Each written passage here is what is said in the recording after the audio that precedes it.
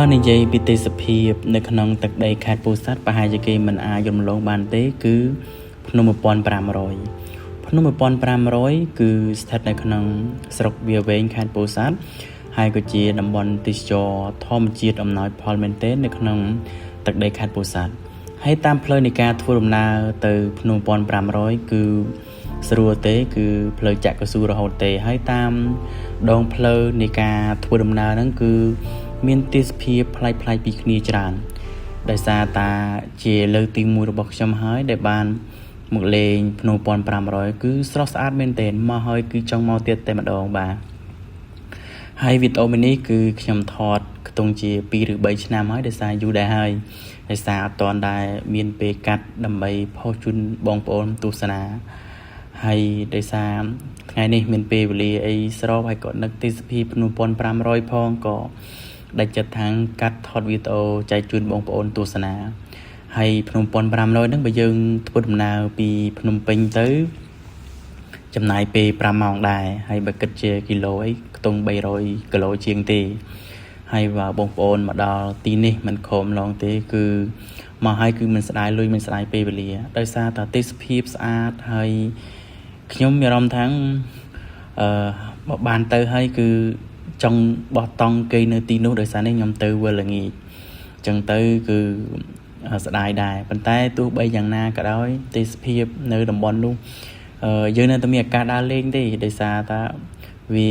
នៅស្រុកខ្មែរយើងអញ្ចឹងយើងអាចឆ្លៀតដើម្បីខ្លួនឯងទៅទទួលរសជាតិបែបធម្មជាតិដែលយើងចង់ទៅអញ្ចឹងណា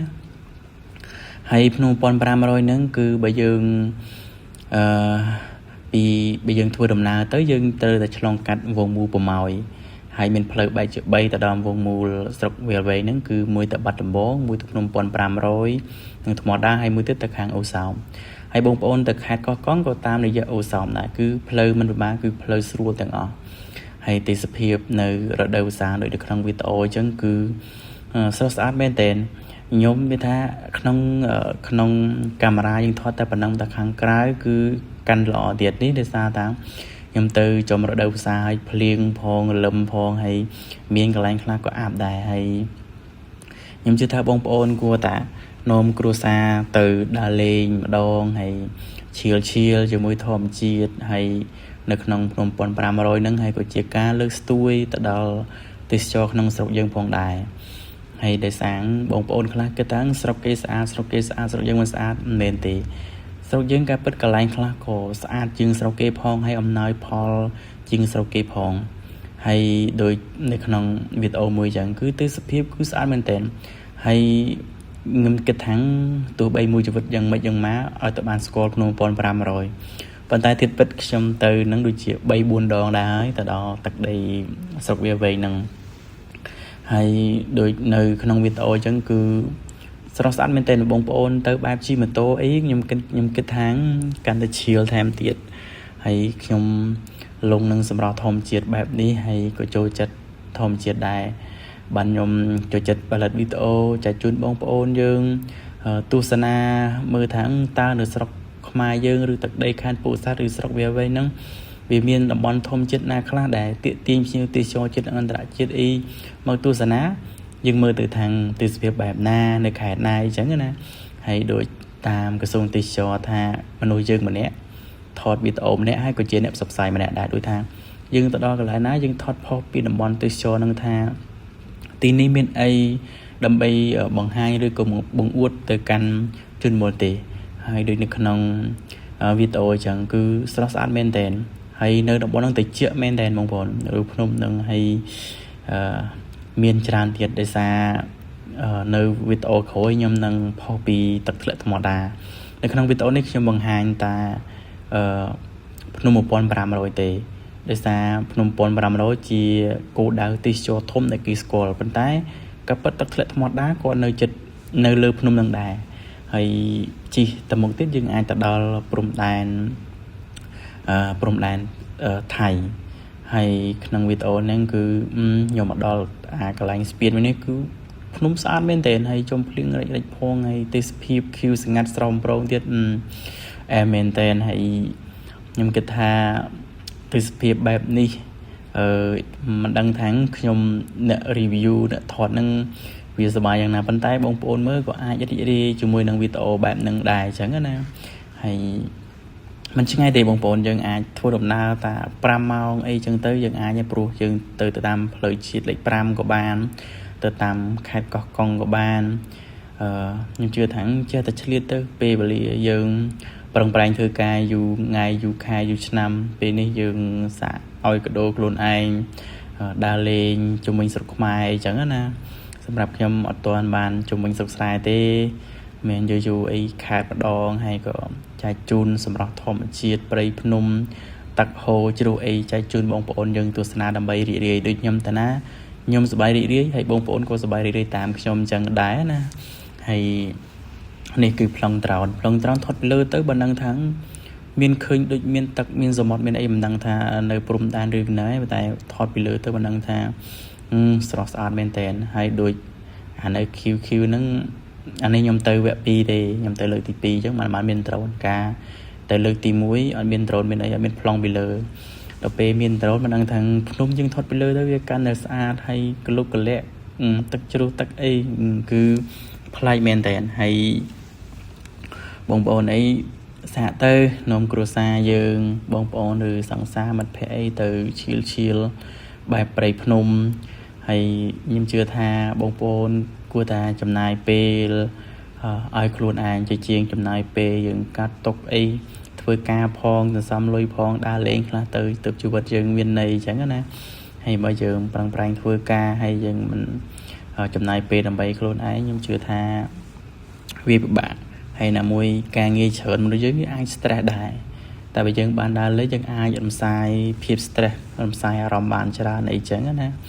ហើយដូចខ្ញុំមិនសម្បូរធនធានអីសម្រាប់ការដើរលេងអីប្រហែលទេប៉ុន្តែមួយខែឬក៏2ខែ3ខែខ្ញុំឆ្លៀតផ្ដល់ពេលវេលាខ្លួនឯងទៅទីកន្លែងណាដែលខ្ញុំចង់ទៅអញ្ចឹងណាប៉ុន្តែសម្រាប់ការដើរលេងពួកខ្ញុំក៏វាមិនចំណាយធំដុំដល់រាប់លានអីដែរគឺតិចតួច low budget អីទៅតាម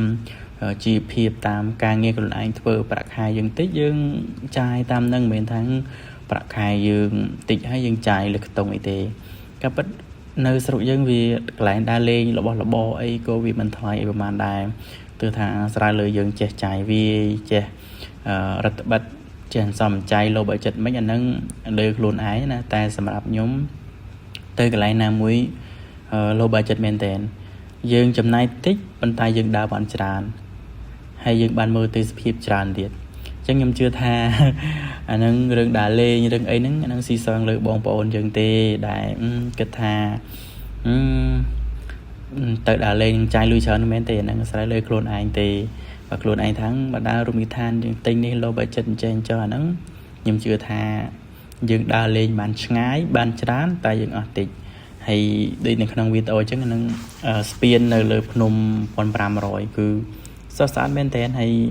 នឹងថតក្បាលល្ងាចហើយវីដេអូនេះបឋមជាតិរៀងចង់បាត់សោភ័ណភាព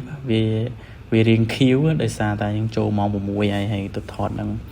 ដំណើរកំសាន្តរៀងលន់ដែរអញ្ចឹងណាហើយវីដេអូក្រោយខ្ញុំនឹងបង្ហាញវីដេអូពីទឹកជ្រោះថ្មដាគឺក៏ស្អាតដែរហើយនៅលើភ្នំ1500មិនមែនមានតែប៉ុណ្្នឹងទេនៅមានច្រើនកន្លែងទៀតមានភាពស្រស់ស្អាតដែលឡែកពីគ្នាអញ្ចឹងណាហើយខ្ញុំពេញចិត្តនៅទឹកដីនឹងមែនតើហើយតំបន់ភ្នំ1500អូសោមអីថ្មដាអីគឺសុទ្ធតែស្អាតទាំងអស់ហើយតំបន់ទេសចរបើថាវាមានចម្ងាយជាង300គីឡូប៉ុន្តែបើយើងបានទៅក៏មិនស្ដាយនៅអ្វីដែលយើងប្រឹងប្រែងយើងចង់ទៅយើងចំណាយពេលយើងចំណាយថវិកាអីចង់ទៅនឹងអីចឹងណាហើយដាក់ទៅបងប្អូននងគ្នាជាយូរម្ដងខ្ញុំជឿថាវាមិនជាអស់ច្រើនអីប្រហែលទេក្នុងមួយទ្រីបនឹងសំខាន់លើខ្លួនយើងអញ្ចឹងណាហើយដូចខ្ញុំថតពីលើអញ្ចឹងមិនដឹងថាព្រៃក្រាស់ខ្មឹកហើយមានកន្លែងខ្លះអត់មានព្រៃតែសបោស្មៅឃីវសង្កាត់អីចឹងណាភ្នំវា10000ទីវាស្តៀងក្នុងផ្សារដែរហើយគេថាមណ្ឌលគិរីស្អាតប៉ុន្តែនៅក្នុង1500ក៏វាមិនថាវាស្អាតម្យ៉ាងម្នាក់យើងមិនអាចប្រៀបធៀបថាអូនៅនោះគេស្អាតជាងនេះស្អាតជាងអត់ទេ ដោយសារតំបន់ធម្មជាតិវាអំណោយផលទាំងទីតាំងទាំងភូមិសាស្ត្រវាអំណោយផលខុសៗគ្នាហើយភាពស្រស់ស្អាតក៏វាខុសៗគ្នាដែរប៉ុន្តែបើប្រៀបធៀបទៅវាមួយយ៉ាងនេះដោយសារតែដូលហ្គរីក៏វាឆ្ងាយភ្នំពាន់500ក៏ឆ្ងាយតែទោះបីឆ្ងាយដល់ជើងមេឃអីក៏ដោយឲ្យតែចិត្តយើងចង់ទៅទោះឆ្ងាយដល់ណាក៏យើងទៅបានដែរអញ្ចឹងណាហើយខ្ញុំជឿថាបងប្អូនទៅដល់កន្លែងណាអីគួរតែថតវីដេអូថតរូបភាពបង្ហោះលើបណ្ដាញសង្គម TikTok Facebook YouTube អីចឹងទៅទុកជាអនុស្សាវរីយ៍ហើយកាលណាយើងទៅដល់ទីតាំងនោះយើងផ្សព្វផ្សាយមួយក៏ជាការរួមចំណែកមួយដ៏ធំក្នុងការផ្សព្វផ្សាយតំបន់ទេសចរណ៍ក្នុងស្រុកយើងដែរហើយដូចនេះគឺជាផ្លូវអន្ទង់អាំងផ្លូវអន្ទង់អាំងគឺអ្នកខ្លះគាត់រីកមិនថាគាត់រីគុណថាមិនធ្វើឲ្យត្រង់មិនចាំបាច់ធ្វើវាចង្អេចង្អើដូចអន្ទង់អាំងអញ្ចឹងអាហ្នឹងគឺជាបែបផែនបែបសិល្បៈរបស់គេឧទាហរណ៍បើធ្វើត្រង់យើងបានទេសភាពអីមើលអានេះធ្វើកេងកាញ់នៅពេលយើងឡើងថតពីលើមិនដឹងថាអូផ្លូវហ្នឹងវាចង្អេចចង្អែវវាស្រស់ស្អាតមែនទេអីចឹងណាអាហ្នឹងជាភាពទាក់ទាញឬក៏ជាសិល្បៈមួយក្នុងការធ្វើឡើងភ្នំហ្នឹងអញ្ចឹងណាហើយដូចខ្ញុំថតពីលើអញ្ចឹងញញរួមទៅបងប្អូននៅទីតាំងផ្លូវអន្ទង់អាំងហ្នឹងក៏យើងឡើងមានកន្លែងចតមួយឲ្យយើងមើលទៅឃើញផ្លូវអន្ទង់អាំងអញ្ចឹងណាដល់ពេល drone ក៏វាមើលឃើញស្អាតយើងមើលផ្នែកឃើញស្អាតហើយខ្ញុំជឿថាបងប្អូនសាកតលេងម្ដងទៅខ្ញុំជឿថាដូចខ្ញុំនិយាយវាមិនស្អាតដូចបងប្អូនទៅឃើញផ្ទាល់អីចឹងណាតែសម្រាប់ខ្ញុំគឺស្អាតមែនទេទឹកដីភ្នំ1500គឺស្អាតយូរតែមែនទេណាហើយនៅតំបន់នោះក៏មិនខ្វះកន្លែងសម្រាកកន្លែងគេងឯដែរដោយសារវាជាប្រភេទតំបន់ទេសចរណ៍ធម្មជាតិចឹងមានរីសតច្រើនកន្លែងដែរហើយបងប្អូនអាចមកគេងនៅអូសោមក៏បានគេងនៅទីរួមស្រុកវាវែងក៏បានគេងនៅជើងភ្នំ1500ក៏បានឬក៏គេងនៅទឹកធ្លាក់ធម្មតាក៏បានគឺសុទ្ធតែកន្លែងមានកន្លែងគេងហើយទៅដល់នោះมันពិបាករឿងកន្លែងគេងទេហើយកន្លែងគេងហើយតម្លៃក៏សមរម្យសេវាក៏ល្អអាហារអីហើយតំបន់នោះក៏មានការលក់ទៅនឹងបន្លែធម្មជាតិផលិតផលក្នុងស្រុកអីគឺនៅខាងភ្នំ1500ឬខាងថ្មដាអូសោមដីក្រហមអីហ្នឹងគឺសុទ្ធតែតំបន់បន្លែភាសាអូសោមគឺសម្បូរបន្លែមានទុរេនមានផាសិនមានសាវម៉ាវមានអីគ្រប់ប្រភេទដែរសុទ្ធតែជាផលិតផលក្នុងសហគមន៍ក្នុងស្រុកក្នុងឃុំនឹងអញ្ចឹងណាហើយខ្ញុំមានតែប៉ុណ្្នឹងទេសម្រាប់វីដេអូនេះហើយអរគុណចំពោះបងប្អូនដែលទស្សនាលើវីដេអូរបស់ខ្ញុំបាទបាយបាយហើយជួបគ្នានៅវីដេអូក្រោយបាយបាយ